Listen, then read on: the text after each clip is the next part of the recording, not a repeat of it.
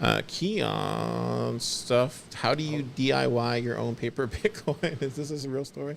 Yeah. That's funny. Yeah, well, Scoresby uses, this is Voskuil's, I think it's called the out of thin air fallacy. But Voskuil he uses like a very simple example to walk us through how fractional reserve banking emerges kind of naturally from simple loans.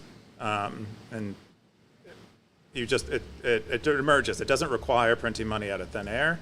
It just happens as a result of someone possessing claims on money that has a low time preference and wants to give it to people with a high time preference, so that the people with high time preference can do something with it and they can earn a little bit of money by virtue of having a low time preference. And Voskuil says all this stuff and argues it. I had a hard time with it. Scoresby helped me in the comments quite a bit, but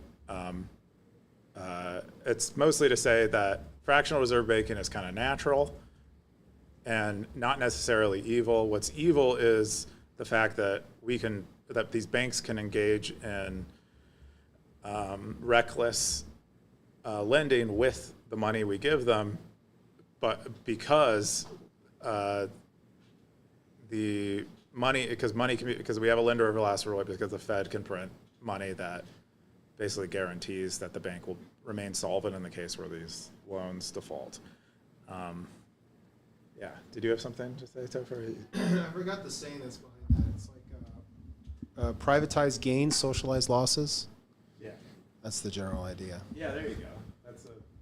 That's a succinct description, I think, of what Voskuil's issue is with. He's trying to part out fractional reserve banking separately from privatized gains and socialized losses. And he's saying that with the lender of last resort, you have privatized gains and socialized losses.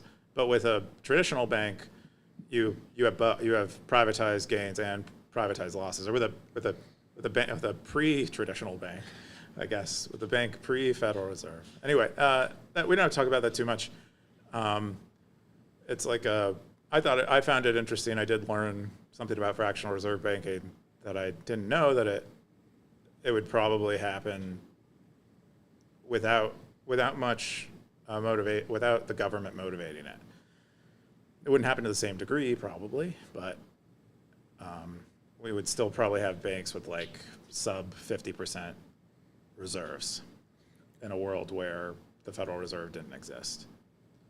And it's mostly a function of the bank's time preference and their risk tolerance. How likely they think there's going to be a bank run, basically. Yeah, I feel like over time, maybe it's too spicy to say. Yeah, we'll save it for another time.